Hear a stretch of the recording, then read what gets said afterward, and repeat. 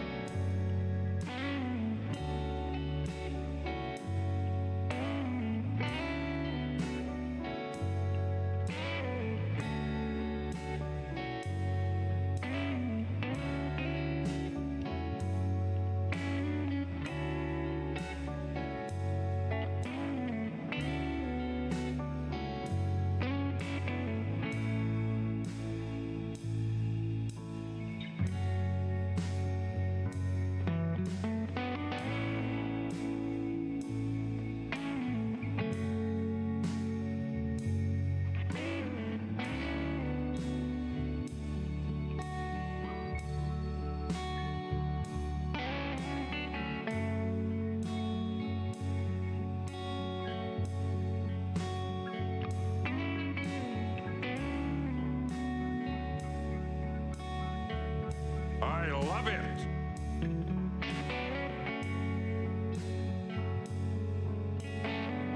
How dare you?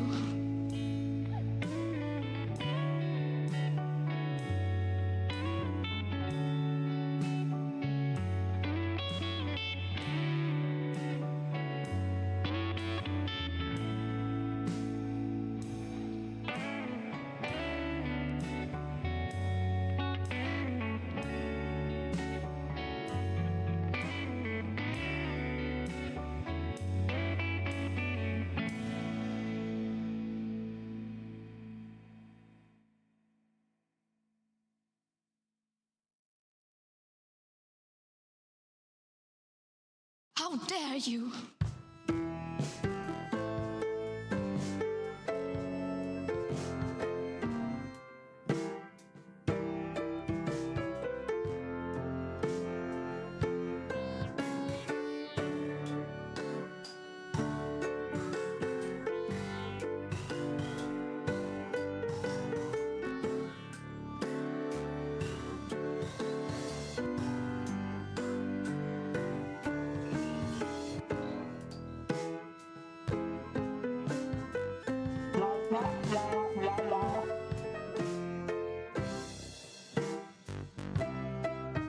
So many things wrong with that statement.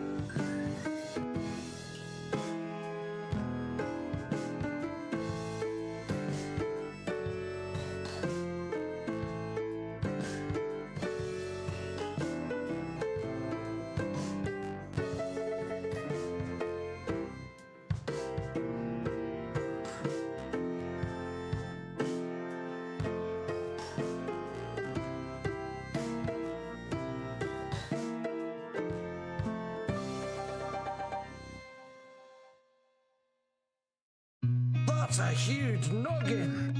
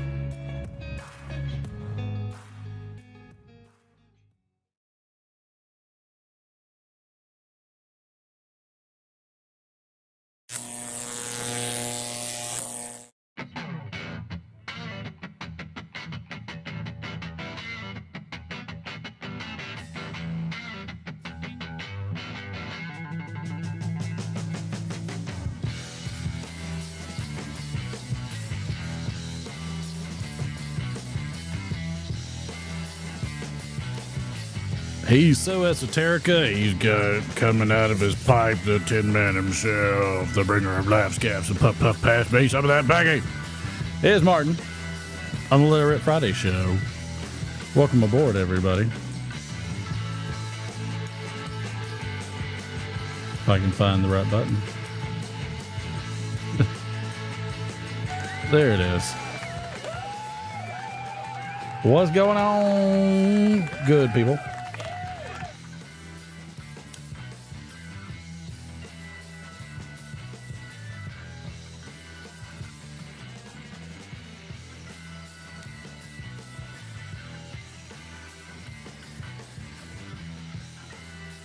We're lit. I'm smoking a Oliva V.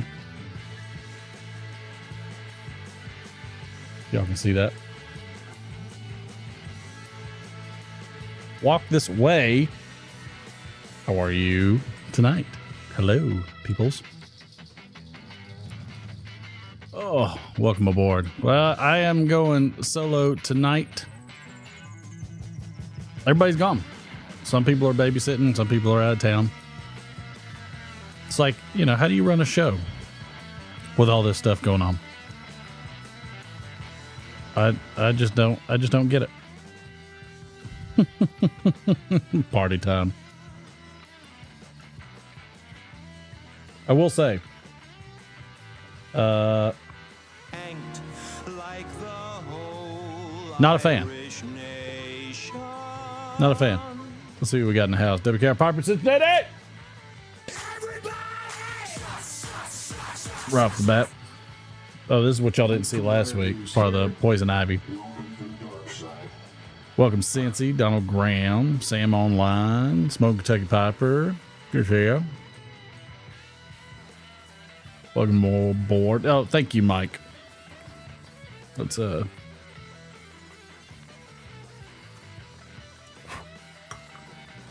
I'd like to say thank you, Mike. We're just going to do the classic. Oh, Matthew, Picking and Piping. How are you? Hope everyone's doing well. It's Matthew here from Picking and Piping. I haven't went completely solo in a while. So why not? Let's just run it, shall we? Just run it. We've been here before. This is nothing new. Pit of misery, dilly dilly. Dilly dilly.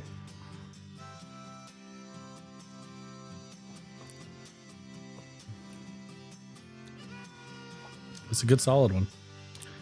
No qualms there.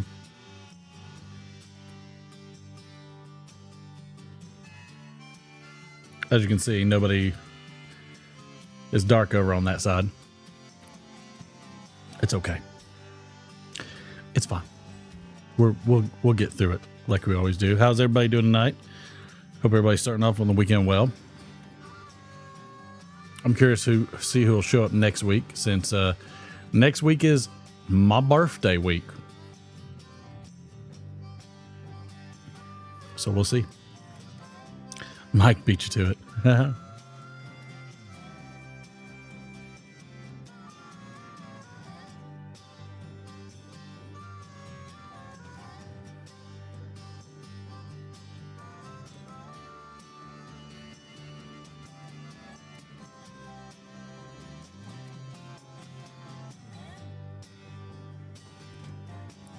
Mike's the one that taught me how to do smoke rings.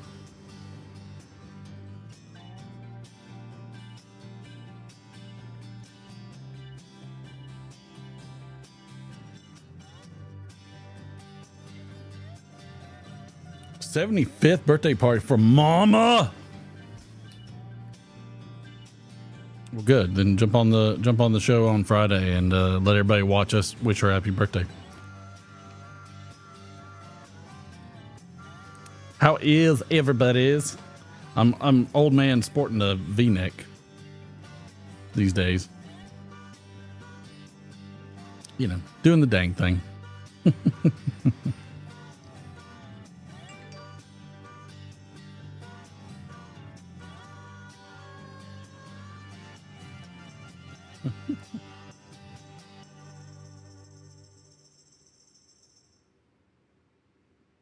I like some of the old comments from some of the old videos. I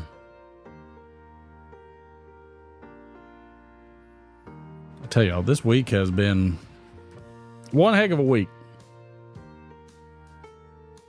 You ever get that feeling like your employer is just trying to screw you over?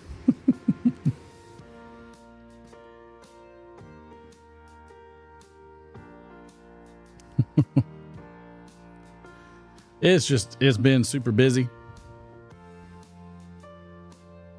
Super busy as all get out. Patrick Grant, good to see you, sir. This is Patrick. This is Patrick. Why has it been a rough week, or just why or why does it feel like sometimes your employer is screwing you over? That's a whole nother realm of conversation there.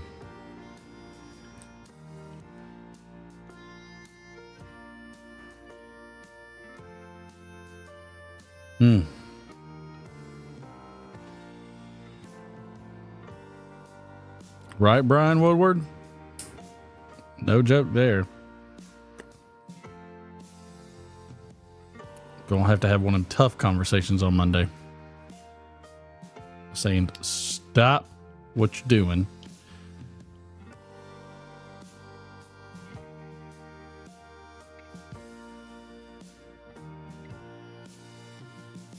One of those days. One of those days. But overall, life is good. Life could be so much worse. So much harder. Let's do the bowl call. As I said, I'm smoking that Are you looking? Oliva V.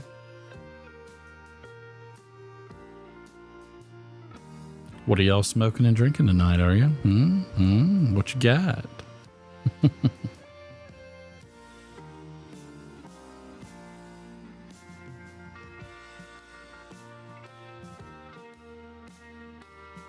Oh no, Brian. I probably, but I try to work through it. I try to always look at it on the side of, it's something preparing me for harder times, and I should endure and be grateful.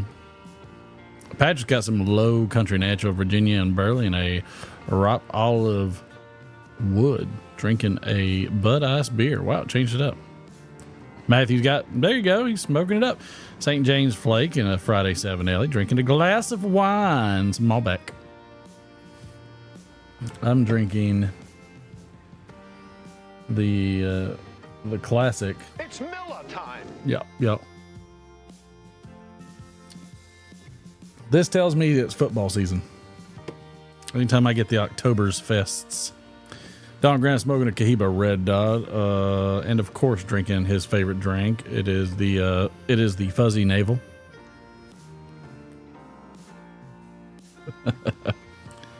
Sam Online's got some Mosquito and a J Mouton with Johnny Walker Red. Nice. Mosquito is absolutely Mike from Briar Blues' jam for sure. Kentucky Power's got some James E. Pepper Barrel Proof. People know me. Ron, welcome My aboard. apartment smells of rich mahogany. Welcome aboard, sir. Good to have you. So what y'all want to talk about? I guess we could do the holidays and observances.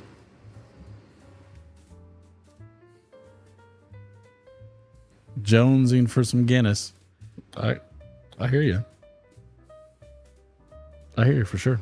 So it's not our normal program because everybody is out. But that's okay. We've been here before.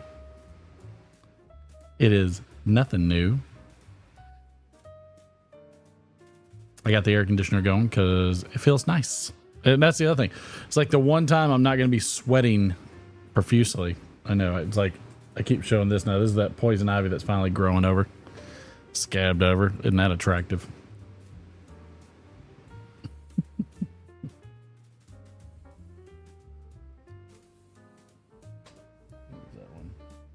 This is Jack Burton in the Pork Chop Express. Let's check out some of the holidays and observances while we're at it. I was just watching a live from King Gizzard and the Lizard Wizard. Sam, that doesn't even sound like that's legal in several states. Today is Brothers Day, of course. None of them are here. So Brothers Day works good.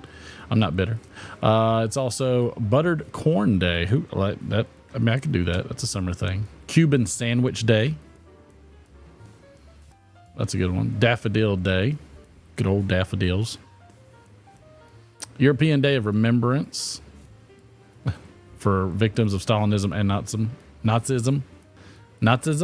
I don't know. Hug Your Sweetheart Day. That's a good one. I love a good Cuban sandwich. We made hot dogs, and I tried to make my buddy's, his wife makes a great, what's it called? She makes a great slaw, but it's a dill slaw, and boy, it is a banger on a hot dog with mustard. Woo, woo. So we had some, and even McFly liked it, which was pretty cool. Thought that was nice.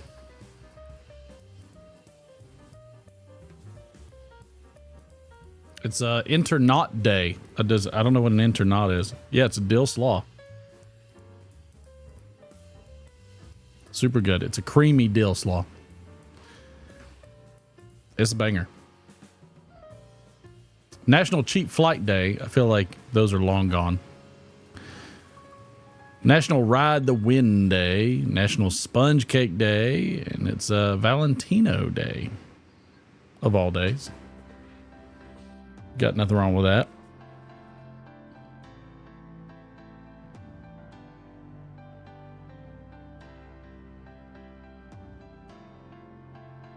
Oh, that sounds good, Patrick.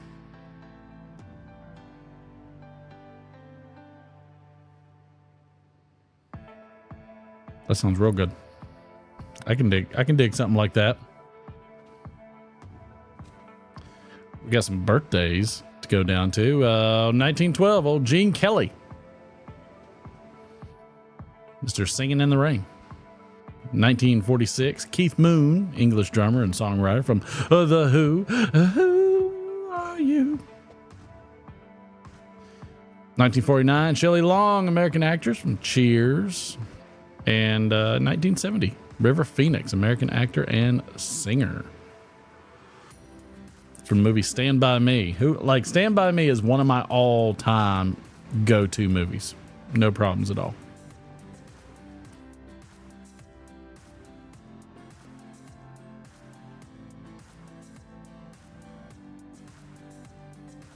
Always a good one. You know, mine gets a lot more watery a day or two later. Died at the Viper Lounge. Tough way to go.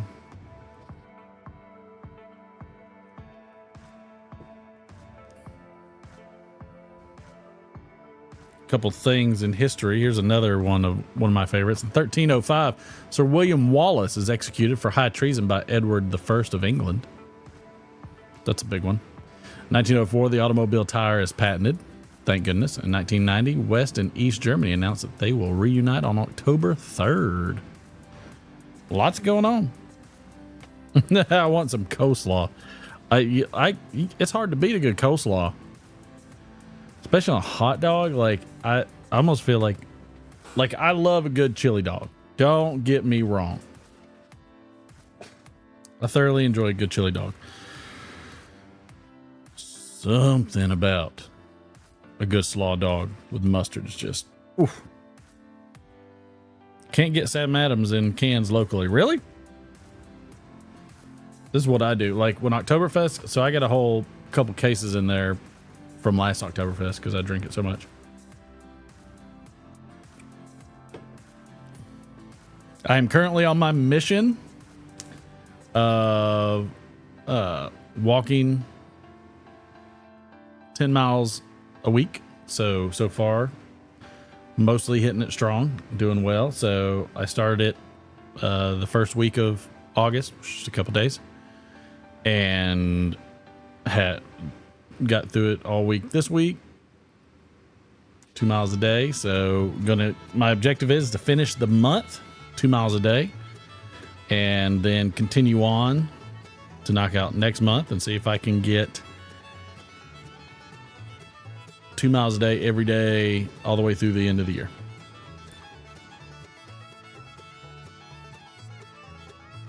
Sam, you want to know what's an amazing thing? Like, this is one of my favorites. I got it in Tennessee once and I loved it ever since. But I forget where you can get it. I don't remember if it was Nashville or I can't recall. Maybe it was Knoxville. But a Asian slaw with like a habanero Asian slaw with pulled pork in a wrap. Man, you talk, whew, fierce good in all kinds of ways. That doesn't make it a Reuben though. Now it's just a corned beef and coleslaw. I like some good North Carolina barbecue. North Carolina barbecue is good, but I love a good Reuben. I almost every restaurant I go to, I'll order a Reuben. Like, it's almost a necessity. If I see Reuben on there, I have to see. Oh yeah, Matthew, it's always good. But I loved it. I love the fact that I got it in a wrap. For some reason, it just made it so easy to wear it out without making an utter mess of myself. It was solid, so good.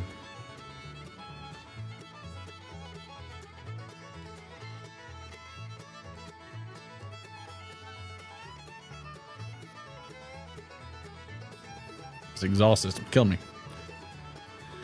You know, I'm not always a wraps person, but there's certain times I like a wrap. You know, it's just easier, I feel like. With chicken parm? That sounds good too. I gotta cook some eggplant up. I got some chicken that's marinating in Italian dressing right now. I got too much food cooking. I don't know why I got so much. Like, never go to the grocery store hungry. Like, if you go to the grocery store hungry, you're gonna cause a problem with budget. That's always a mess. And today the internet is running real well. Everything's going good. My goodness, what a day. I should text them. Like, hey, you guys suck.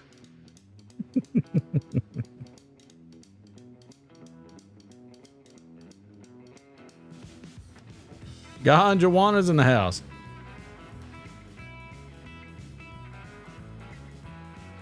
Don't jinx it. I mean, Patrick, can you really jinx this show? Like, I almost feel like the show is a jinx for the most part.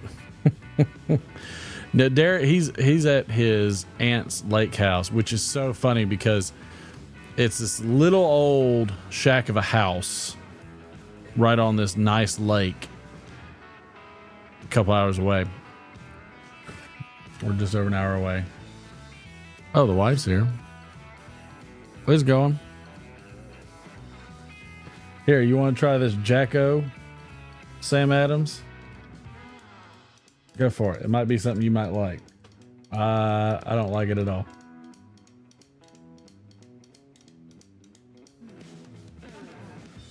Oh, well, good. It's right up your alley then. I'm not drinking it. It's definitely very pumpkin spice. Boy, it's too much pumpkin. That's not good. I feel like they missed the mark on that one. Oh, good deal. Well, I mean, you know, definitely don't slack off. Need you to make that bank so I can just do this full time.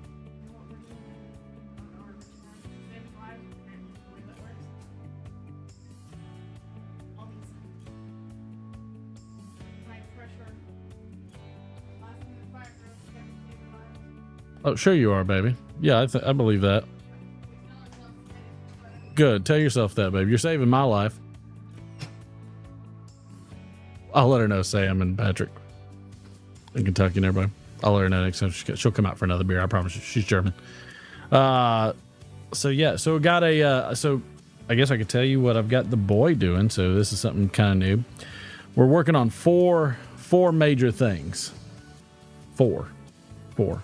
My buddy Durwood would be like 4 like that, but so 4 things. Number 1, and this is just like developing character. We're in a developing character mode. So the top 4 things, top 4 character traits of a man. 1, honesty and morality. That's number 1. So what he's been doing is he usually sits with his little girlfriend. He's got a girlfriend. And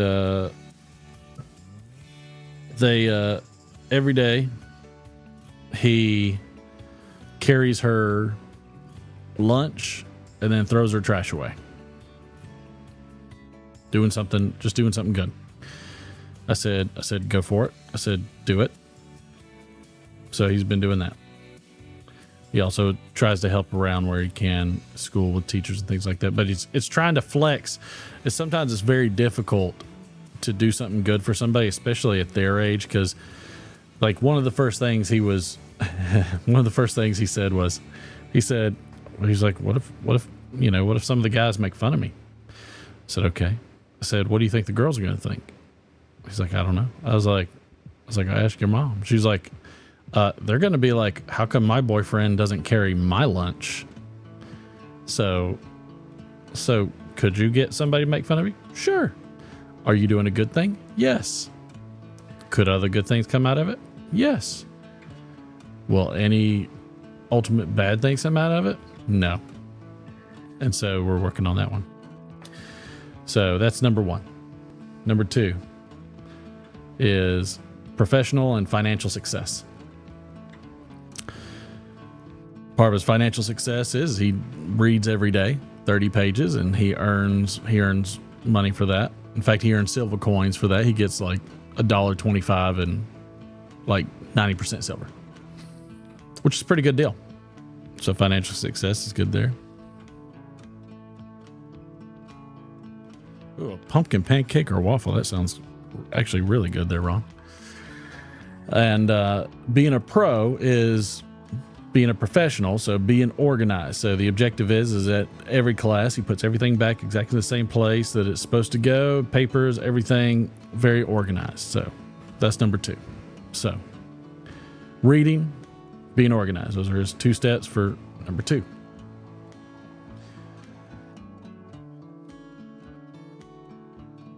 Then we get into number 3. And number 3, if I can remember it correctly. Let's see if I remember it correctly. It's bad if I've got him doing it, because I'm wondering now if I'm out of order, if I still got it down.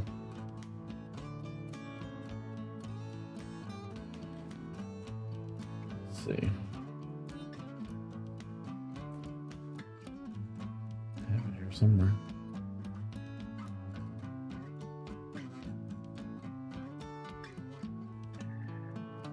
Picture of the old dog. Number 3, ambition and leadership. Ambition and leadership. So number 3, ambition and leadership. So I said, make 2 goals. 1, try to be first chair trumpet and band. Something ambitious. I'm not going to help him with it as much. I did it through middle school, through high school. So I'm letting him do that one. And then his other ambition is to be the number 1 in his math class.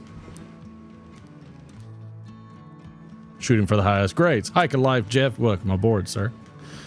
That's number 3. Number 4, strength and toughness. This one's a little harder, but strength, come home, do yourself a little workout, do your sports. Perfect. Toughness, the best way I could explain it to him is the ability to endure. So if somebody makes fun of you for carrying your girlfriend's lunch, endure. Smile, keep on walking.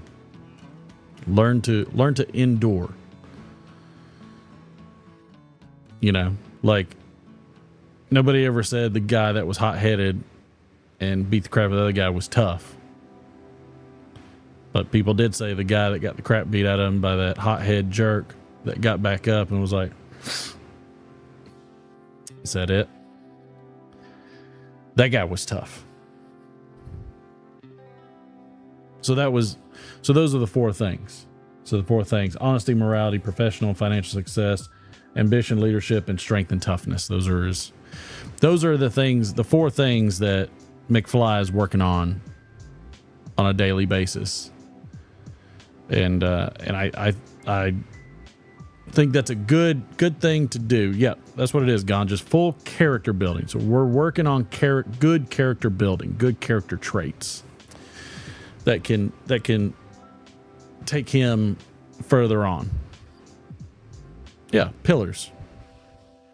So it's good character building, and hopefully that will carry on with him later in life, if he sticks to it. And so far he's doing a good job. He's got goals, he's got motivations. We're just going to keep it rolling. So I don't know if he's a lucky kid, because I'm a pretty tough dad, but I'm also a very giving dad. You kind of get both ends of the spectrum with me, because we have one rule in the house. There's one: to get what you want, you do what you're told. Well, he could add my parents too. They're Gondwana. But in my mind, it's you did well. That's okay. You still got skills. I mean, look, who's to say I'm not? Haley's over at the University of Georgia finishing up her master's. She'll be done. She just started it. She'll be done in the spring. So she'll graduate by the summer. Good for her. Nunchuck skills are always warranted. That is a little different there, Kentucky Piper. I'm working on myself. Like I'm working on things in terms of temperament.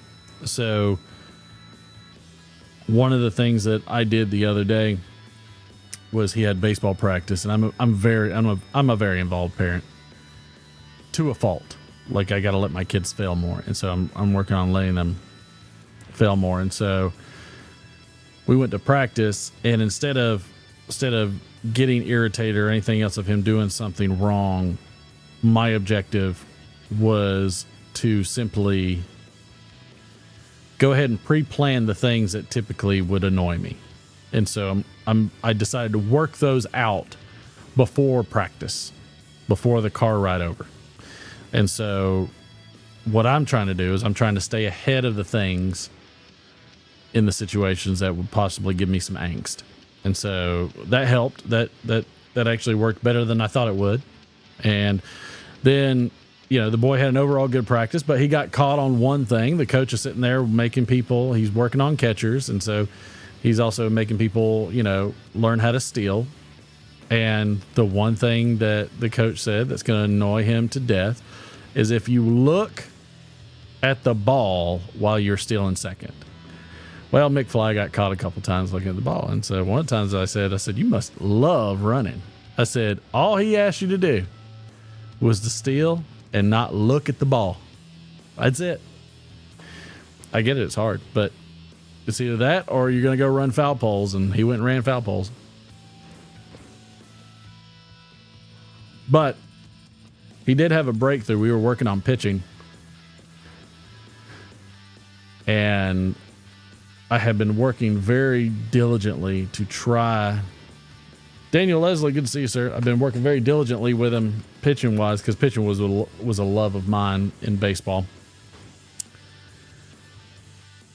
And I played all the way through high school. And one of the things that I enjoyed the most about pitching was, you know, I enjoyed throwing fastballs. That was my thing. I slung, and I slung hard, and You know, I got my pickup in Dizzy Dean baseball. I think I was about 13 or 14 years old. No, I'm sorry. I think I was about 14, I think. And we were in practice. It was just practice. And one of the kids hits a rope. I was playing right field because it was just what I was used to. I am smoking the Oliva V. And I was playing right field, and one of the guys hit a rope down the right field line, and I grabbed the ball and just blindly, I knew I was running directly opposite of third base, and this guy hit the ball, and he was easily going to go third base, and I slung the ball from the right field fence all the way to third base. I mean, I just cranked it. You know, it wasn't a beeline or anything like that, but it went all the way to third base. The third baseman stood on third base and caught it. Ever since then, the coach, or at that moment in that practice, the coach asked me to come up and get on the mound. And I was scared to death. And I hit my buddy Tommy about 5 or 6 times in the back. And I was crying on the mound. And that was miserable. I did not want to be on the mound.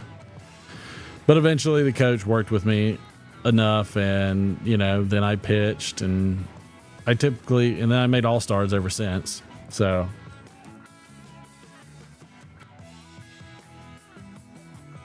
and that set me up for high school ball, because that's how I made high school balls, through pitching. And McFly was always having this hard time getting fully extended out on his throw. You know, always tell him to throw past his elbow. Getting fully extended on his throw. And just not having much power. Every once in a while he would do it, and it was so cool. And so, I mean, I had been researching for the past couple of years to help him with this over and over and over and over and over again. I mean, to no end, I've been working with him to try to figure out a way to help him get the velocity he can do on a more consistent basis and give him a better chance. And so I told him, so everything he does it just like I do. You know,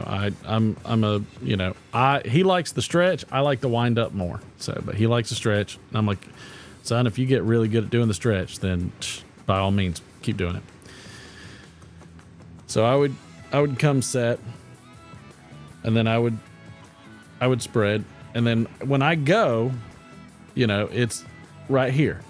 So I'm going, and so I told him, I said, look, I said, when the ball get the ball to your ear, and that's the signal to go.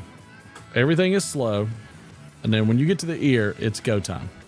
And he came up with this little weird saying, because you guys know he's a planes, trains, automobile. Like, he still has the cars that Mike from Briar Blue sent him.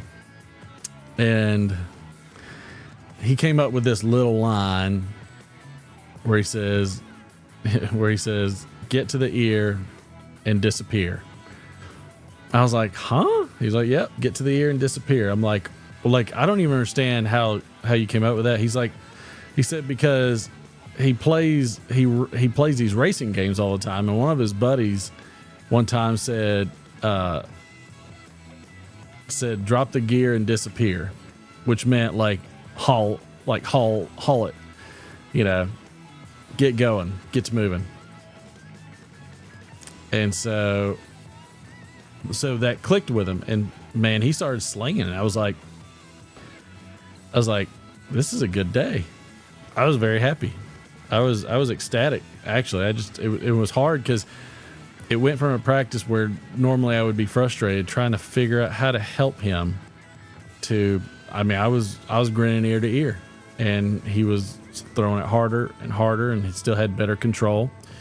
And so I was pretty excited with it, you know, because of course, like, the main thing that I'm trying to prevent with him is Tommy Johns, and you have to be very careful of that. And so that's basically what I've been trying to do, is try to protect him from the Tommy Johns part of it.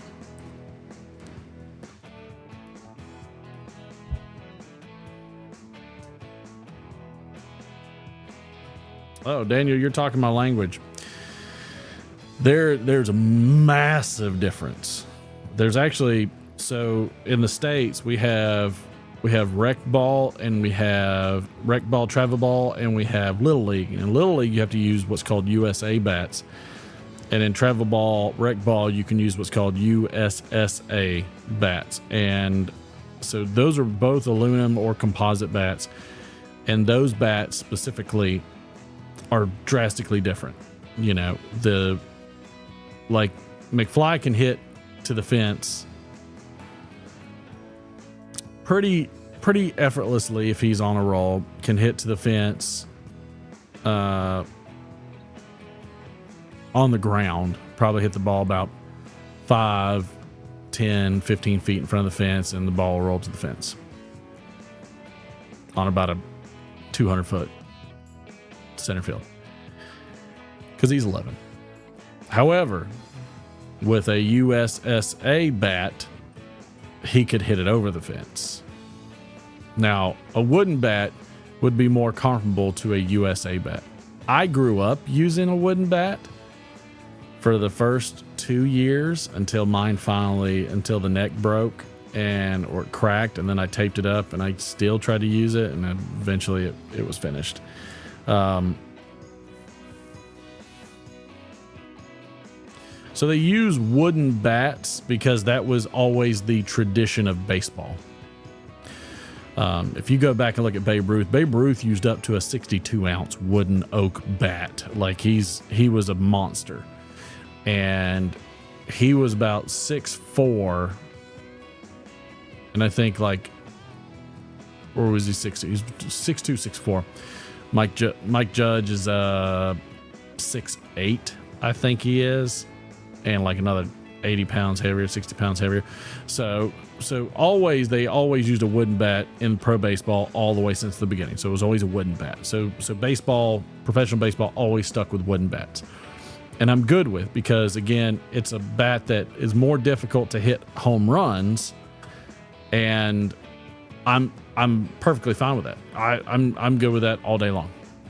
I think the more difficulty you can give to the game, the better you can play. And that's why they use it. I love the feel of a wooden bat. It's warm when you hit a ball with it. It's just a night and day difference feeling compared to cold metal. So you get a massive vibration through the wooden bat. If you hit the neck or the end of the bat, it stings the hands. It's rough. A wooden bat, it's just going to snap it. So you hit it wrong, the wooden bat's going to snap.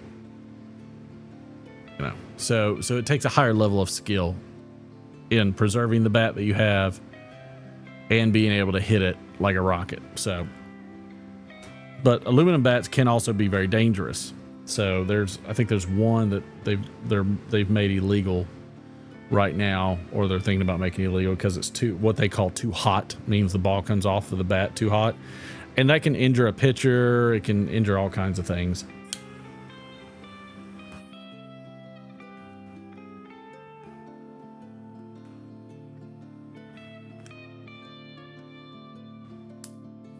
So they got to be really, really careful. Because again, they're kids. So, and I remember playing when a buddy of mine was pitching. I think I was 15. And this is a day we had a double header, and I just pitched the first game. We won the first game, and there was only 2 of us that were pitching. And he got line drived in the face, had to go to the hospital. And funny enough, he goes to the hospital and we still play the game, which is interesting. And so I ended up pitching the doubleheader, which you wouldn't be allowed to do today. Today, at the 12 and under level, you can only pitch 65 pitches. No losing points. You're here to gain. God, you got 9,000. You're doing pretty good. So yeah, so we're making strides on baseball. This is going to drastically help his throwing. because as soon as he gets to his ear, he treats it like a signal and he rips. And I'm like, there it is. That's it. You're ripping, so that way you can get your arm fully lengthened and out, and it's so cool to watch him do it.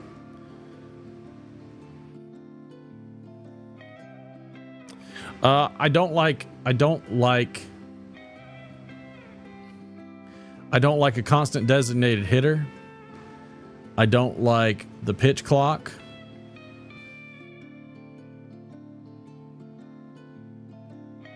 I don't even really like watching baseball that much anymore. I love watching minor league balls. I mean, if you ever get a chance, like I would give a lot to go see the Savannah Bananas. That's a cool team. But I feel like so let me rephrase on the pitch clock. I don't mind the pitch clock in regular season. Nobody really cares. It doesn't change everything up, but I don't like the pitch clock for that reason. I don't like instant replay. I don't like the calls on the catcher's glove. I don't like all the technology. That's probably mine.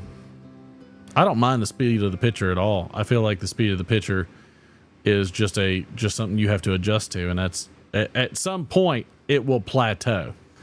You'll have those occasional freaks of nature, but like Randy Johnson was a freak of nature, and he was throwing over 100 miles an hour. So what's the difference between Randy Johnson back in the 90s and now? Let's see, how fast did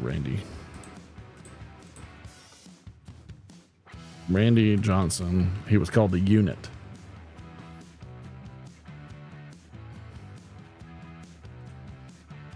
So he would throw 102 miles an hour, and that's fast. Well, Nolan Ryan was his mentor, so Randy Johnson had a really hard time with accuracy till he got coached by Nolan Ryan. So I'm not really opposed. Like, to me, like, that's what battle is. That's what skill is. It's like you're pitting your skill over between different opponents. And you still got guys like Mike Judge that are crushing balls all day long and setting records. I also don't like steroids in sports. That's another thing. If you can have somebody like Babe Ruth who could set records, and he was a drunk and smoked cigars all the day and died young, then you don't need people that juice up. Vastly using his legs more, because again, Randy Johnson was a very vertical pitcher. And if you watch Nolan Ryan, you're talking about a guy who has over a 6-foot stride. Like, he knew how to get low and stretch out, and you're already eliminating 4 or 5 feet before you release.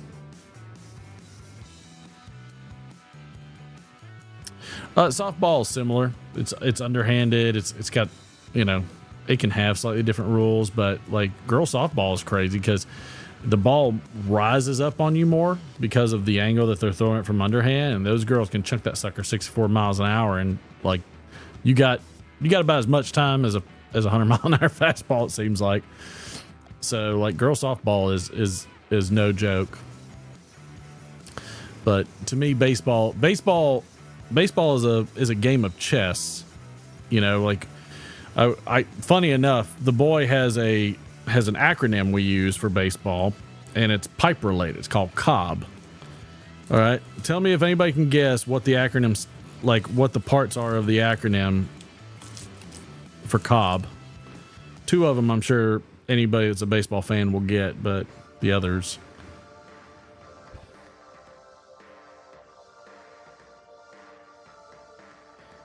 Yeah, I'm against it because it's like playing a video game and putting in cheat codes. It's like, what's the point? Like it defeats your skill level.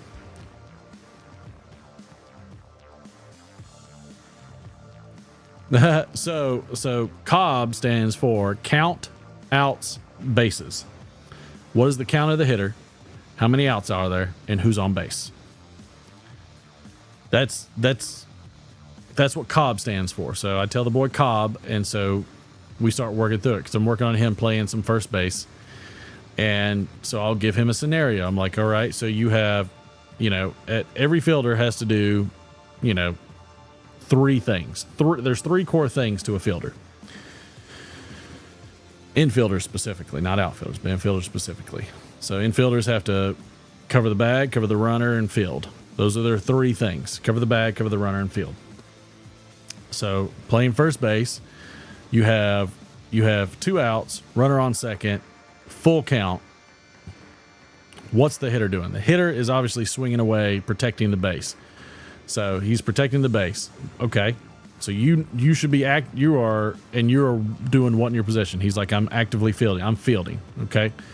So ball gets hit to third base. What are you doing? I'm covering the bag. Boom. Immediately. Why? Because the guy on second doesn't have to run to third. There's no force. So because the guy doesn't have to run to third, he can stay on second if he wants to. Third baseman is going to chunk it to you. So it's having that baseball game awareness. So we're working on that too. Bases loaded means you just got all three on. First, second, third, you have somebody on and you have a hitter. And then if the hitter hits a home run, that's a grand slam. That's a grand slam because you got 4 runs in.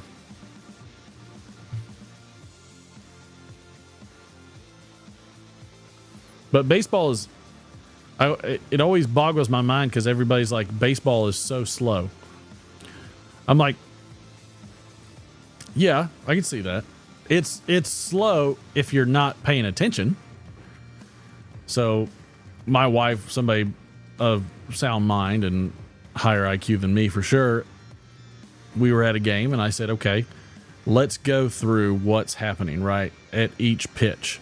And by the time we were going through each pitch and I was telling her what each person was doing on the field and everything else, and then things would play out, she's like, wow. She's like, there is a ton going on in every instance, and every person on that field has to know exactly what their job is. And there's 1 versus 9. You got 1 hitter versus 9 defenders and trying to find a way to get on base. And the 9 defenders are trying to cover that entire territory to make sure nothing gets by them so they can get that out or prevent a run. And so she was very amazed by it. I did. Yeah. I coached my daughter in softball and I coached my son. So, yep, I've coached a few years of Little League and a few years of softball. Baseball is a love of mine. In terms of playing, I didn't watch a ton of baseball when I was younger because I was mostly out playing baseball. So, but I was never one of the types, like my son's the type he could keep up with like different players and their names. I never did that. Yeah, majorly. Not in a million years. Those guys don't even coach; they manage. So, and that's really why, you know, they are just managing the teams because those guys really do it themselves. Except for just a few things, they know what they're about. You get some stupid guys in doing something stupid once in a while, but for the most part, they know what they're about. So really, you're helping them strategize the game, and you're looking at the angles that they're not looking at on the field. Not terribly difficult when you're playing with amazing talent.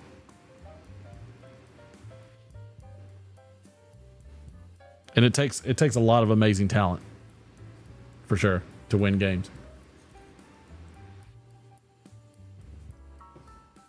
You could be the greatest tactician in the world, and if you ain't got the guys to execute that strategy, it ain't gonna work. Yeah, no, that's true. So they got those guys that do every individual position.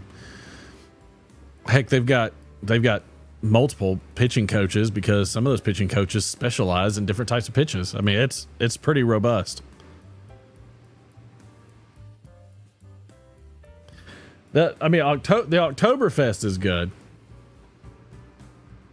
The Oktoberfest is good. That pumpkin one was it's called Jack Off because it sucks. But I like me some Oktoberfest. It is good stuff. But baseball's like the people that really, really enjoy baseball. And thank you, Patrick. The people that really enjoy baseball, and I've done this before too, just not to the same extent, but are the people that just keep the books. while they're watching the game. Like, you're talking about the people that really, really know baseball. Keep the books. Keep the books on a game all the way through a game and see how far you get. Keeping the books is a whole nother realm.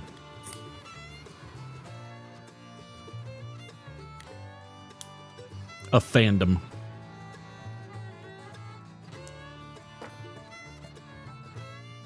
I thought I saw some of the summer releases. I don't know if I missed any. I don't drink a lot of beer. But Sam Adams, like, I watch way more college football than I watch any baseball. I don't know what it is about college football, but I've always loved watching college football. That's a bit more than I thought. Pit of misery, dilly dilly. Dilly dilly.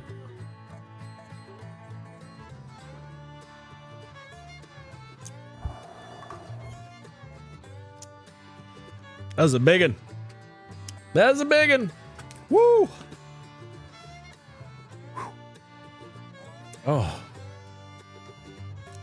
That hit me in 4 different parts of my palate. Mercy.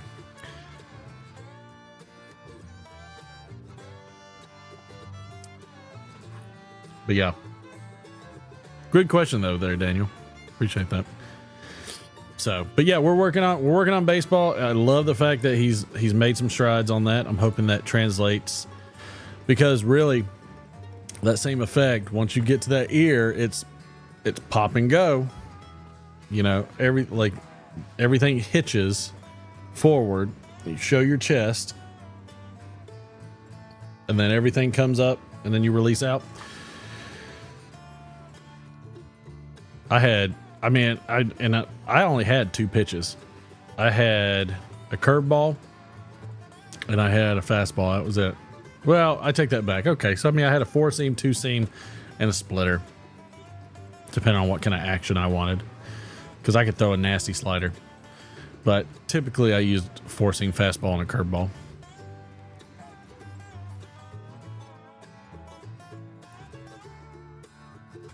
That was usually my go-to.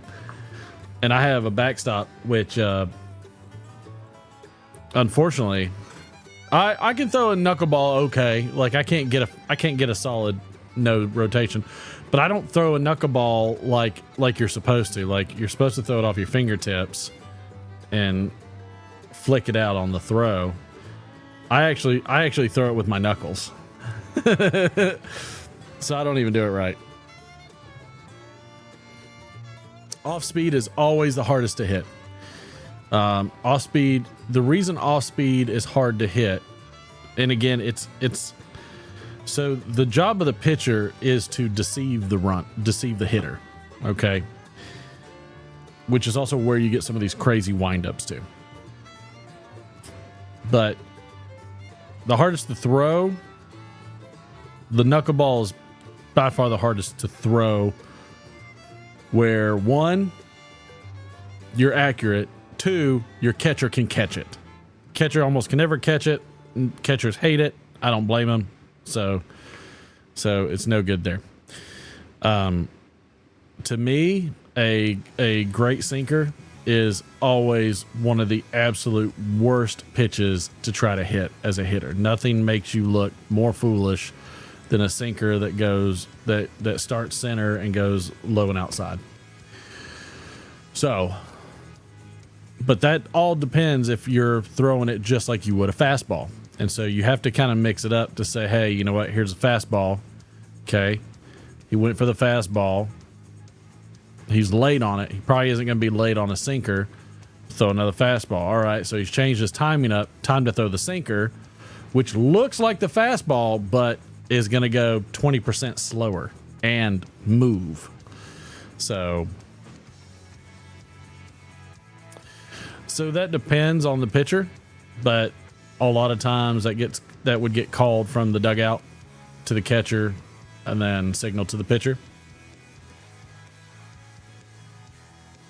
But for the most part, up in the pros, the pitcher has the call for the most part. Like, they can decide if they don't want to throw something. But it kind of depends on the relationship. Pitchers like to have control because, I mean, they're in control of the game, so they enjoy that. Sam, I loved playing basketball. I didn't play football, but I love watching college football. College football is my jam. I love college football because those are the guys that are trying to make it. Now, granted, now they're getting paid, so it's a little different. But baseball is one of those you have to pay attention to every pitch and the scenario for every pitch to understand all the things that are happening. I'm trying to think. Wasn't there a rule that came out about one thing that I think was a positive is not being able to cheat like 3 guys to like the right field and just leaving the third baseman? Like, I think that was an okay rule. I feel like there should be kind of some boundaries, but at the same time, if you creep everybody over to one side and somebody hits a gapper, then that's on you.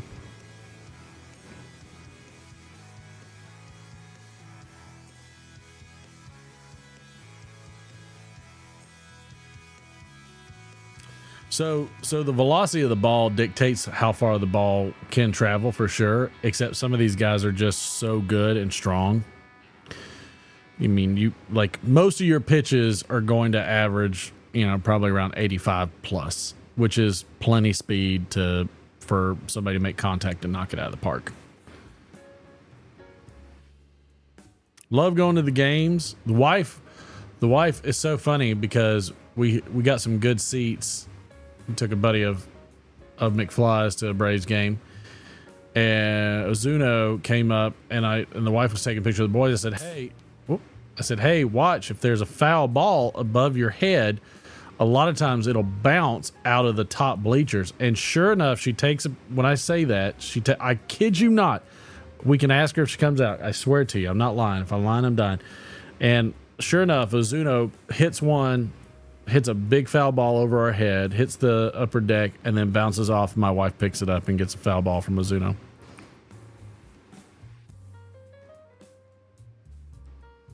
They have different weights. It's typically a 9-inch 9-ounce ball.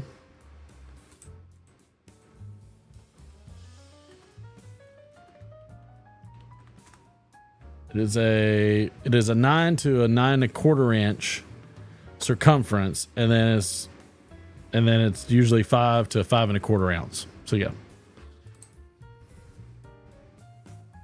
Ooh, Daryl Strawberry, yeah, baby. So like right now, the boy uses a 9-inch 2.5 ounce ball or whatever it is. I'm also hoping McFly takes to golfing, though it is expensive.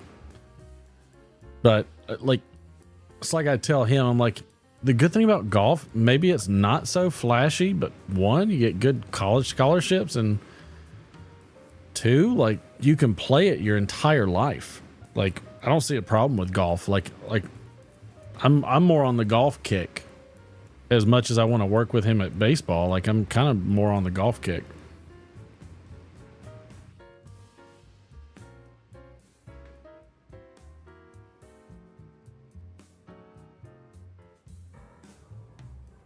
Yeah, I think there was a time in baseball where it was still a little wild west. I thought the 90s baseball was great. But I hope little McFly, because I enjoy golf. I'm not a great golfer. I just enjoy it. But I think golf is a good one. We've been so it's funny because McFly throws right-handed, but he bats left-handed. So I felt like it was more of a drastic change to make him throw left-handed. So I left him right-handed in throwing because I could show him to pitch easier that way. I I could switch hit. So I hit left-handed at about 80-85% of what I hit right-handed. So I can hit left-handed pretty well. And I didn't have a problem showing him how to hit left, which was fine. Pitching left, though, I would have struggled. That would have been a little tougher for me. Sam, golfing is not about whether you did good or bad. It's just about going out to the freaking course and enjoying the weather and hitting some golf balls and hanging out, having some laughs and a drink or two and enjoying the wonders of, that God's created, and just get into God's country and see what we should be looking at versus a bunch of towering buildings.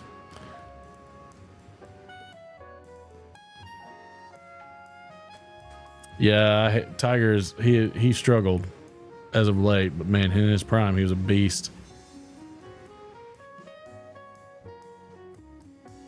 Yeah, so I made McFly a left-handed hitter because, one, everybody likes having a left-handed hitter. Two, it puts him an extra step closer to first base, and he's slow. So I love bowling, and man, I can hook bowl like a mother. Bowling is a jam of mine. I loved it. I mean, I rarely broke above 250, but like, I loved it.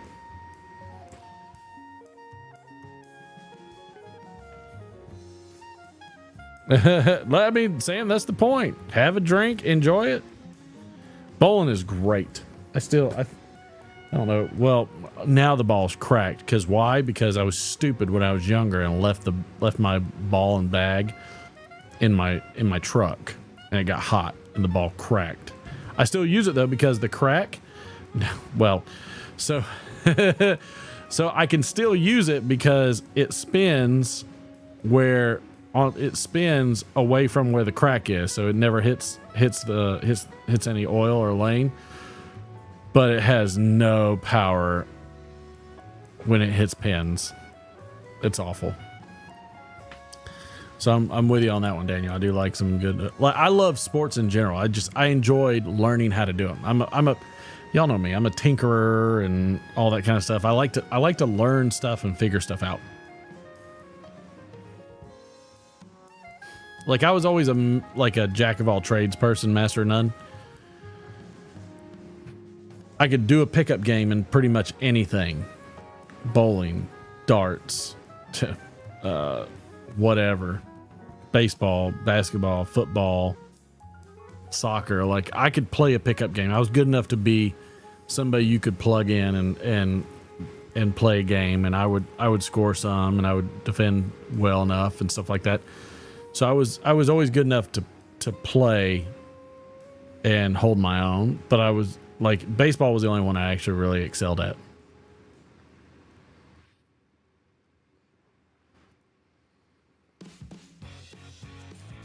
Oh, pool. I love shooting pool. McFly enjoys billiards as well. So I think one of the hardest things for him was trying to get him to understand line of sight and how your front hand was supposed to be. And again, being smaller, holding a full size stick is a little more difficult too. But I told him, I was like, for one, he would always watch me do it. And so I would, if I had a long shot, which I hate long shots, but if I had a long shot that was going to go in the top corner pocket and I'm down in the bottom left, I would go up to the ball and I would get right behind it to see exactly where I need to make my contact for it to go directly in. And so that's what I would do. And so he was always wondering, he was like, what are you doing? And I was like, I'm trying to figure out where I need to strike the ball with the cue, so that way I can, with the cue ball, so I can get the ball in. Now, bank shots, no, I don't know. The geometry of the bank shots, no, I can't. Mine are always shit shots. I call them, but I know half the time that it's not going to go where I want it to go. But I played with guys that were sharks at that stuff, and just so much fun to watch and play.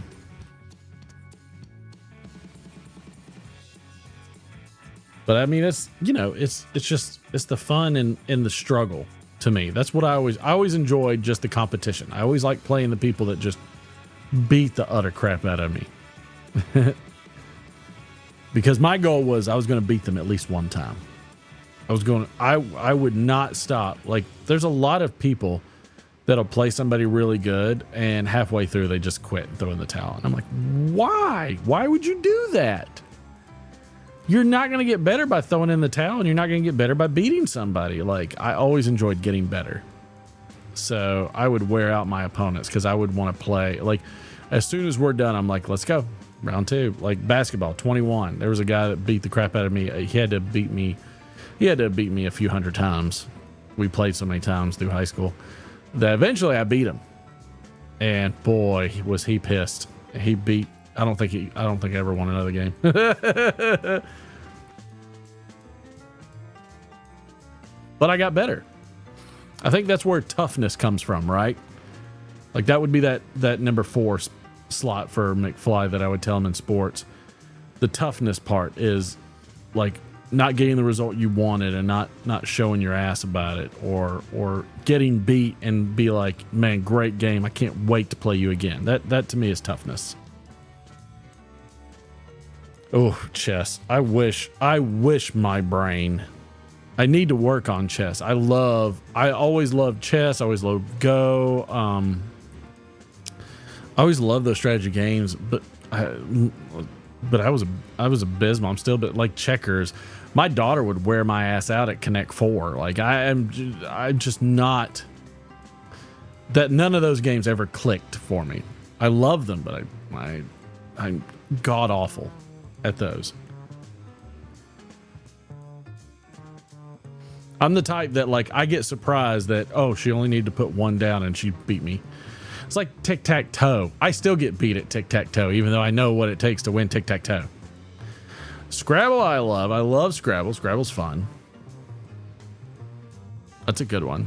I like those board games. But yeah, those tactical games, I would love to get better at that. And I probably need to read a book or something on how to get better at those.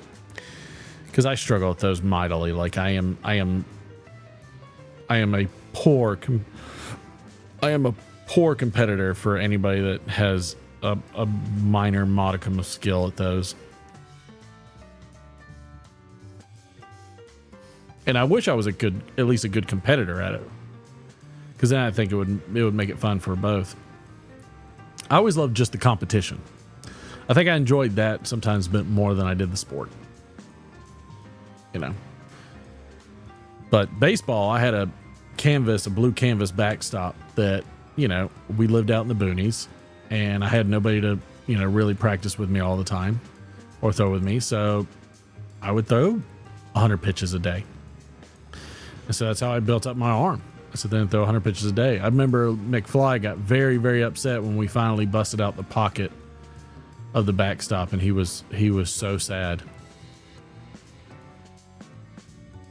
And then I found a replacement that was from the same manufacturer, and it's cool because it's still out there. So I got to get him a pitching mound at some point.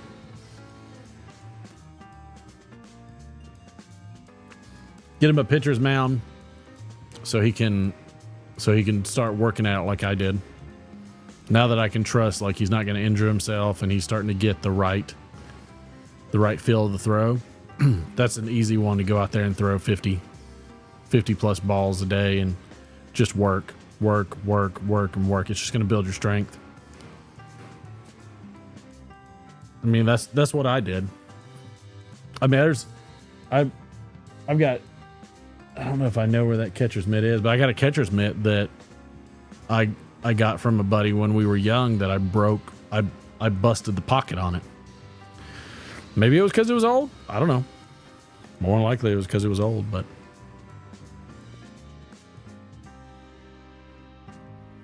man, did I love to throw. I love to throw, and nobody for practice enjoyed catching for me. Especially on the days we were in the field house, and yeah. I was telling them all the story about you and and that foul ball. Do you remember what I told you right before you got that Ozuno foul ball? Yeah, that sometimes the balls bounce off and fall back down. Say it again.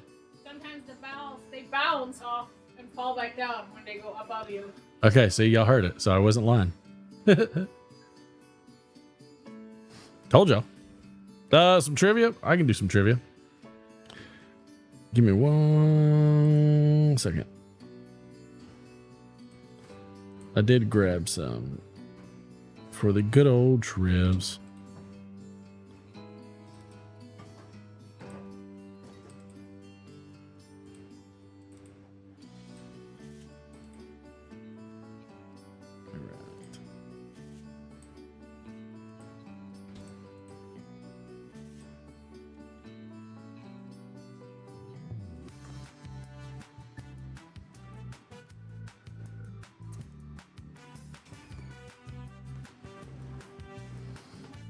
I think Ron Hardcrackers is on his way to that 100,000 mark. When he gets that 100,000 mark, he's getting 10,000 tens, and then we're going to reset the whole thing. All right.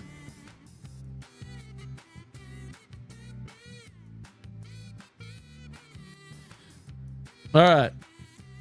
Name that Spice Girl. What Spice Girl in 1998 announced that she was pregnant? Does anybody know?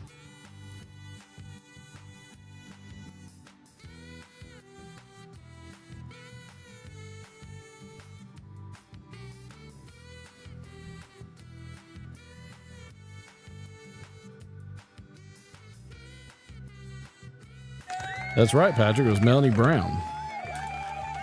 That was Scary Spice.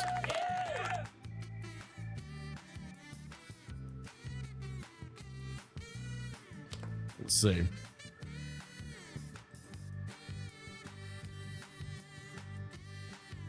Here we go. 1962, Jerry Lee Lewis performed Sweet Little Blank on American Bandstand.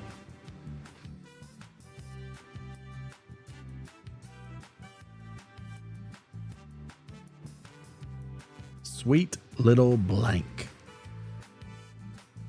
on American Bandstand. Got to be a Jerry Lee Lewis fan probably for that one.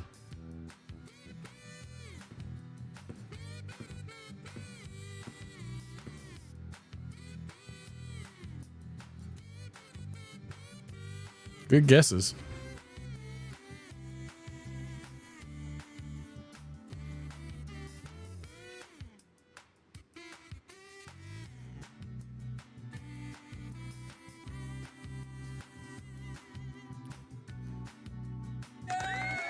Sam Online's got the Google flair going. Sweet Little 16.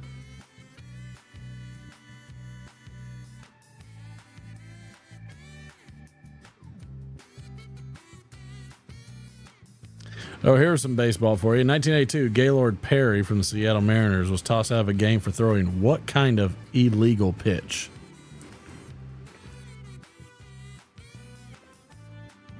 If you need a hint, go with the movie Major League.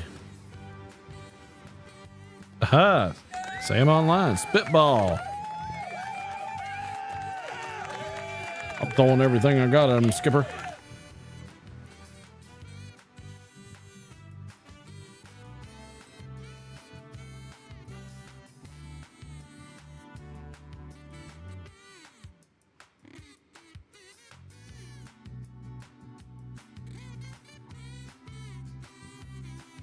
In 1993, Duran Duran received a star on the Blank Walk of Fame.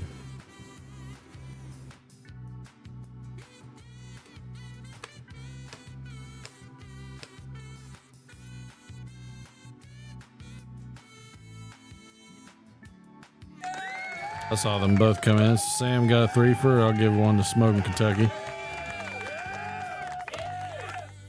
Saw those come in at the same times.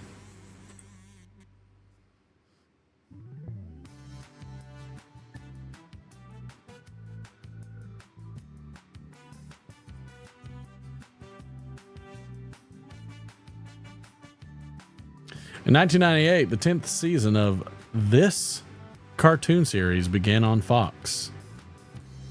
In 1998, the 10th season of this cartoon series began on Fox. Smoking, taking cover. Racking it up now. Y'all gotta be quick.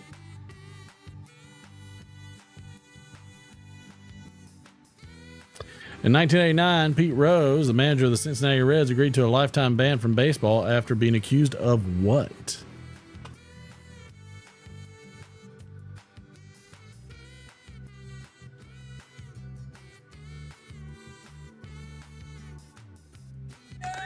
I saw Smoke Kentucky and Sam on that one.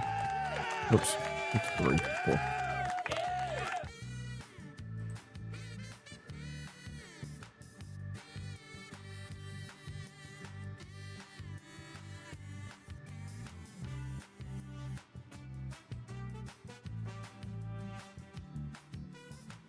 In 1968, this band member temporarily quit the Beatles.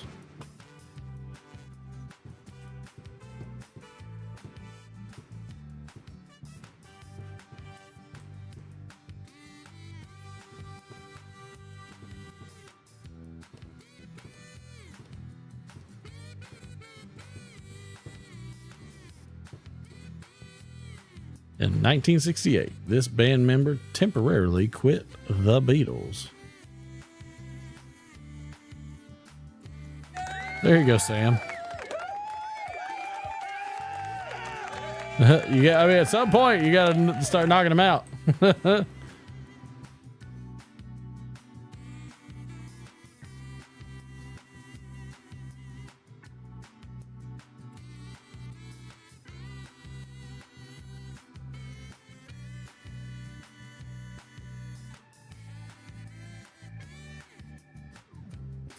In 2000, Richard Hatch was revealed as the winning castaway on this CBS show.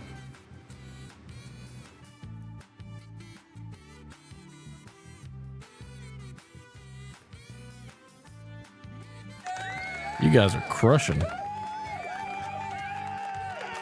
Patrick, you're gonna start swinging for the fences a little faster. You and Ron.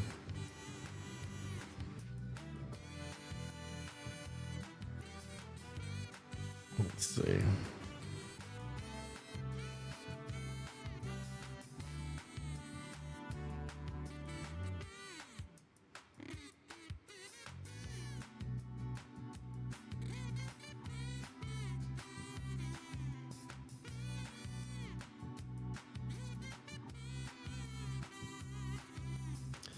Name the former lead singer for 10,000 Maniacs.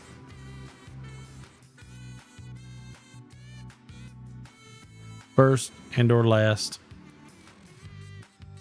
Either's fine. Can anybody do it? Good Lord.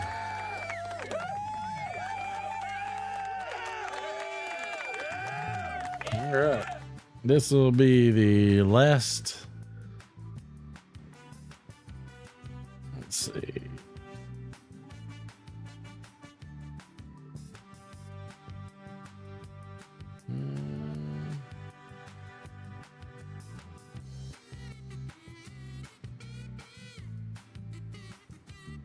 All right, I'll give you two.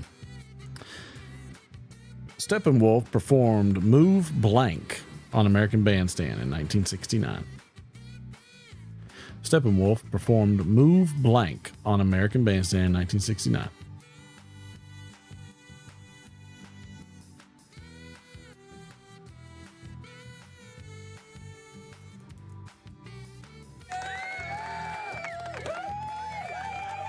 All right. This is the last one. It was Move Over.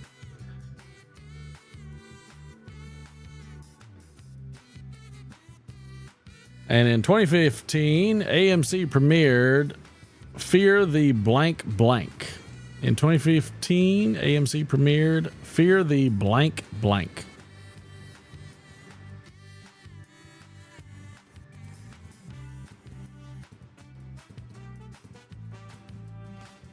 Wow, he like Smoking Kentucky Piper. All right. Well, Smoking Kentucky Piper led that one like crazy. You got Smoking Kentucky Piper, Sam Online, and Patrick on the board. Everybody did a good job figuring them out, though.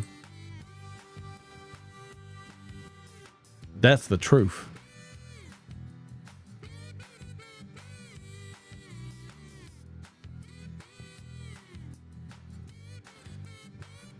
I mean, like, I don't know. Like, I didn't realize that William Wallace was from 1305.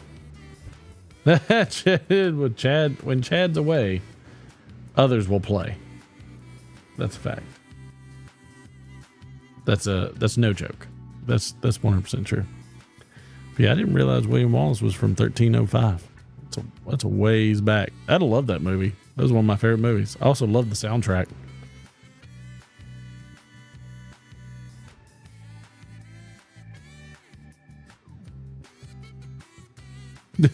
Just a minute, wasn't it? Longshanks. That son of a bitch.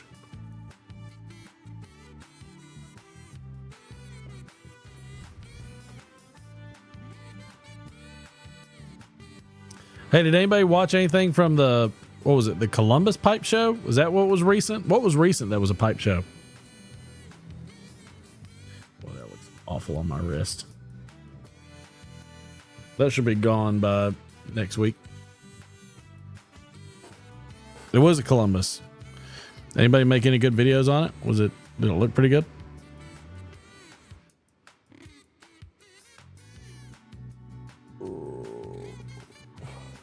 I did that the other direction. It still came all the way out. It was August 9th through the 10th.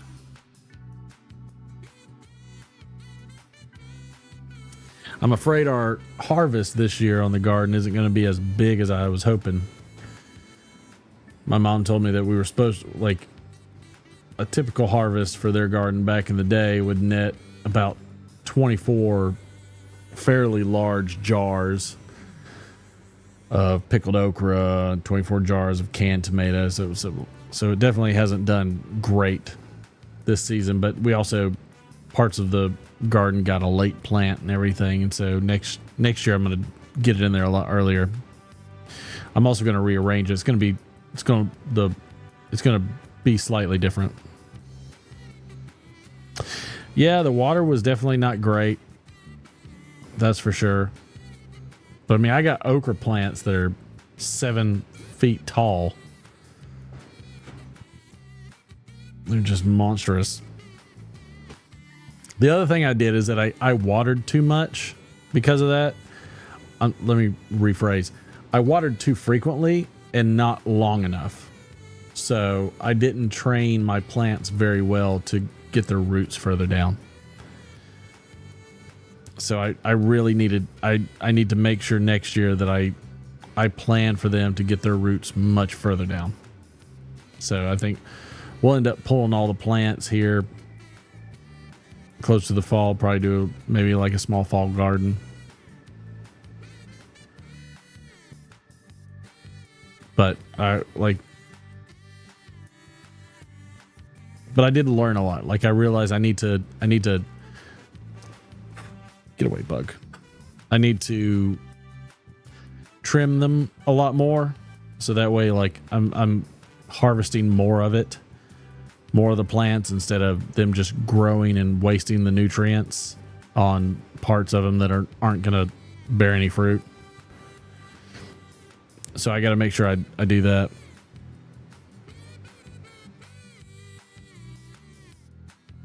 Okay, Ethan reviews.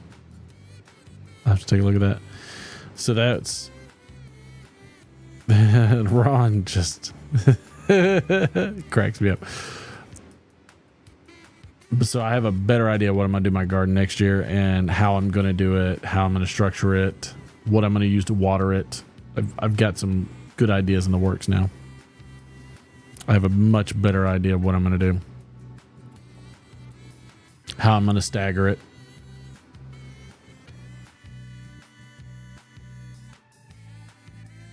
Should be pretty good next year, but still getting some decent jars in. So I got some decent jars of okra and tomatoes. I'm an okra and tomato guy. So I like canned tomatoes and pickled okra. That's my thing. I'll take those all day long. If that's all I get, that's all I care about. I do like my mom makes some great beets. So I'm sad that we're not going to get any beets this year, as far as I can tell. And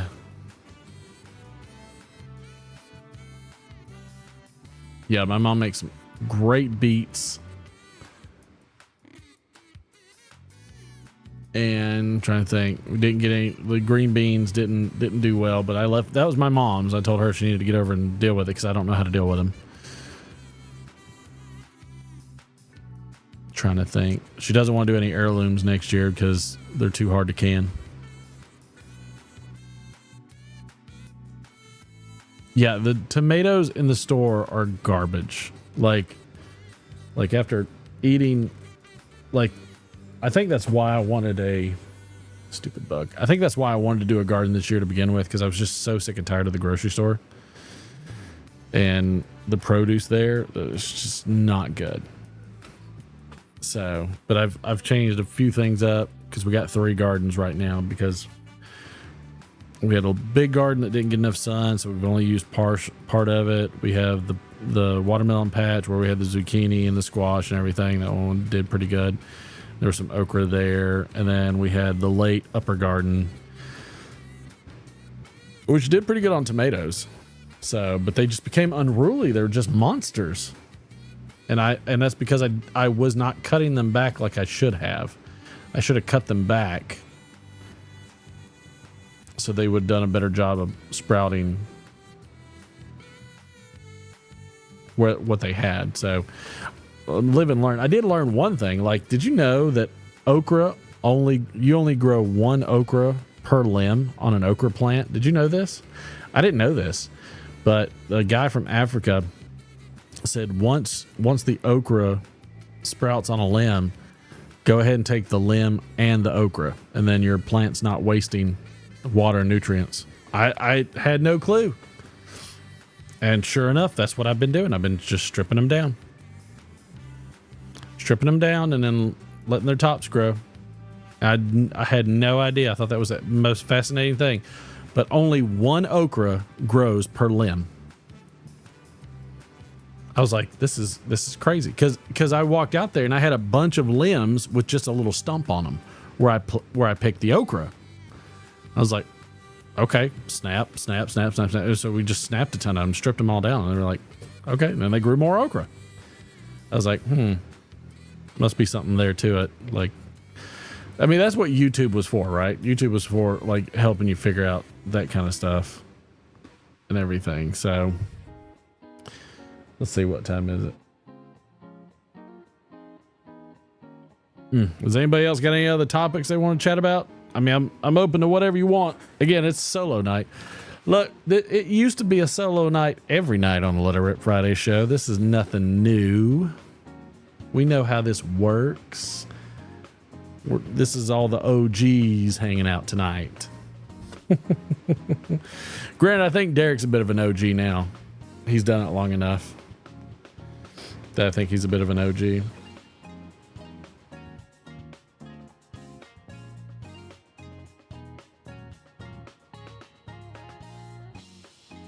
Can y'all believe we've been running the Let It Rip Friday show for like 5 years? Was it pretty bad, Ron? Like, I mean, my mom said this was a rough year. I don't know any better because I was a kid when they had a garden, and I didn't do much at all with it in my late teens, and so yeah, Patrick. I mean, that's crazy, isn't it? 5 years, because we're on season 5, which I think is the official keeping up with it. So 5 years. And I've still got some of the old footage from the old ones. An ammo head? Let's see if we have an ammo head.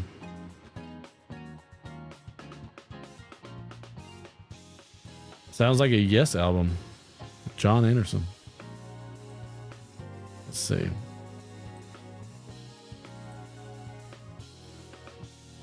Oops, I didn't mean to do that.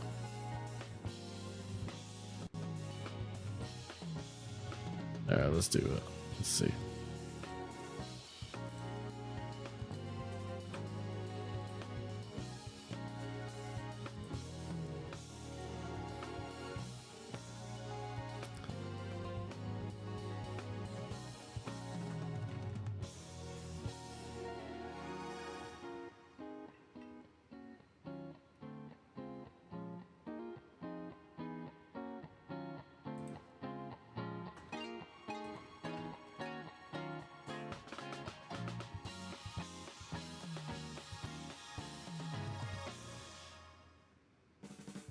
Let me see.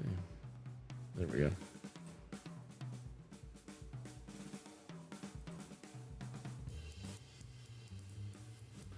All right, let me see if I even have.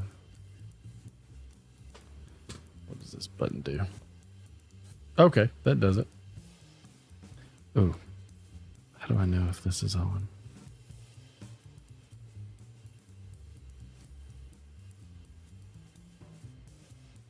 All right. Anybody see one that we should watch? Ooh, autographed. Nice.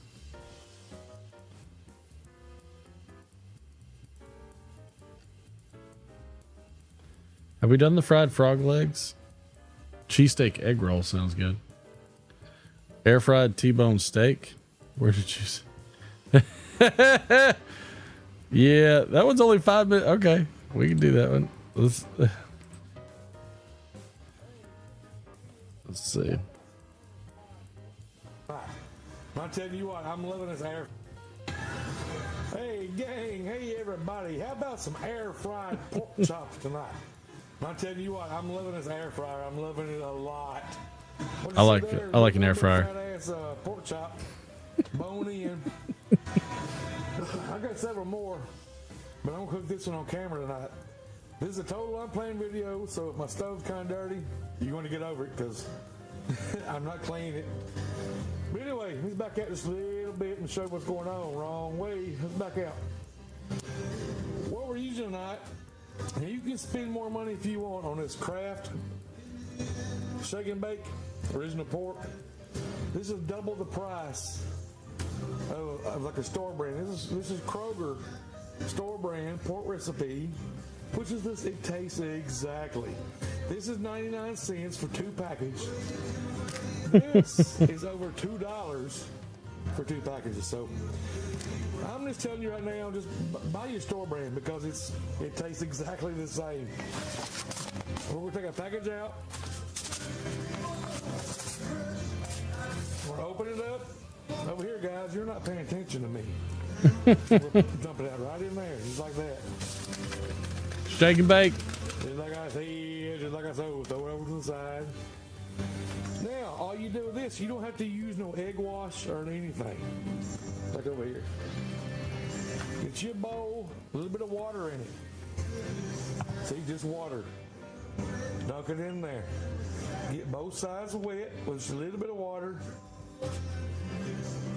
Drain some excess water off of it and throw it right in here. Right in your bowl. You use a bag if you want. I just find that a bowl works better. Cover the bowl. Shake the piss out of that bowl. See, when I made my fried chicken, that chicken breast, I use flour and all that kind of stuff, and you had to use, you spray some oil on it. This takes 0 oil. 0. I'll show you. So that pork chop should be pretty well covered. There we go. All right, come over here, fellers. Come over here, guys. All right, there's my basket for my air fryer. I'm just gonna take this guy out, shake off any excess, lay it right down in my basket there. Come on over here a little bit closer. My cast iron pan's kind of feeling left out. because since I've got this air fryer, I've not fried anything in my cast iron pan. He's been kind of pissed off at me. All right, we're going to stick our basket in our air fryer. This is the Power Air Fryer XL. Oh, that's one of those funky old air fryers. Now, I've done it several times now, so I know what to do. I'm trying to zoom you in. There we go, so you can see the dial there. Now, hit the power button. Minus it down to 8 minutes. Power. The default on this is 370. See, there it is, 370. In 8 minutes, I'm gonna come back and flip it over. All right, gang, it's been 8 minutes. Let's flip this pork chop over. Look at it. Could you look at it? Just look at it. It's getting crispy, crunchy. Put it back in.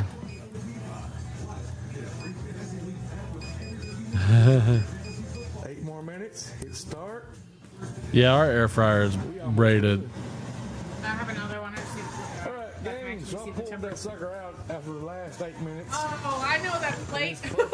Yeah, my wife knows that plate. Thermometer. 8 minutes on each side, comes out great each time. It's a perfect 180 degrees. I've been letting it rest here just for a couple of minutes just to get some of that heat off of it. And we're going to cut into it. And we got to, you know. It don't get no easier than that. It's zero easier. Oh, it's still moist. Can you see it? Can you see it? Look at that white, juicy goodness.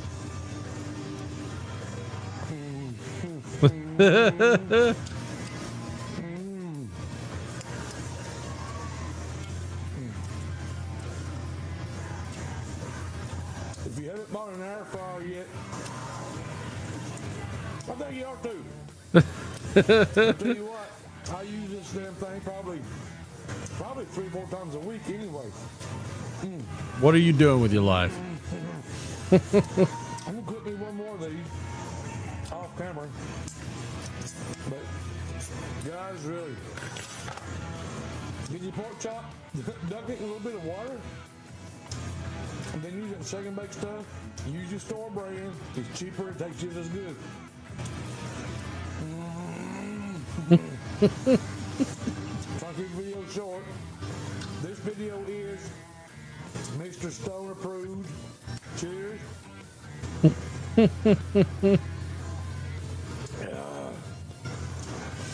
we'll see y'all next time. Thanks for sticking around, guys. I love it. Bye. I love it. Oh. No, it hasn't. Be quiet. That's hilarious. So yeah, so the wife, McFly's in bed, so he's tired. Oh, little McFly, go to bed, go sleep. I was gonna have him bring this out. So these are the tomatoes that my mom has been canning. I know that boy. So these are 820 24. I tell you, there was nothing more I enjoyed than like making pasta sauce or salsa from my mom's canned tomatoes. So they're all peeled, ready to go. So that's those. And then this is the jam right here. I just got to shake it up. Just it's like a snow globe. And that's the pickled okra.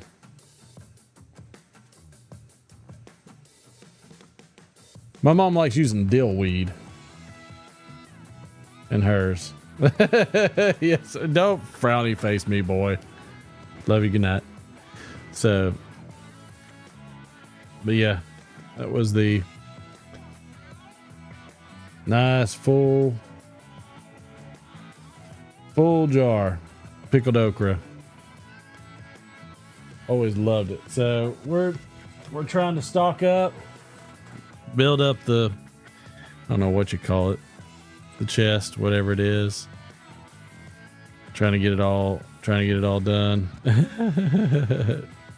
You're so funny.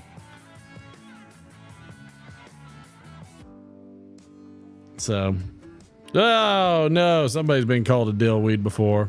Yeah, McFly, you got to get to sleep because you got an early morning. So you got to get that done. But yeah, so I'm excited about that. Like, I like these much bigger wide mouth jars for the pickled okra versus these more narrow. Like, this is just easier to get your hand in there and get your pickled okra. But I'm hoping to get a few more jars of these and go from there. Man, there's something about I don't like pickles, but man, I love pickled okra, by God. Load me up with some pickled okra, will you? I love it. So, but other than that, we're gonna call it a wrap. Thank y'all for coming out and hanging out with me tonight. I appreciate it. Love all of you. Thank you for doing it. I know it was not nearly as probably entertaining as normal, but sometimes it's nice to cut loose and have a little change once in a while. Never hurts to have a smoke and a drink with some friends. So, but all right, everybody. Well, I'll tell you this. I appreciate all of you coming in as always. Thank you so much for your time and your patience. And it's something that always means something to me. And I wouldn't trade it for anything. I appreciate all of you. Y'all have a wonderful weekend. We will see y'all next Friday. Y'all behave out there. And if you don't behave, just don't. Just enjoy life, dadgummit. It's short. As old curmudgeon says. Life's too short. Enjoy it. We'll see y'all later.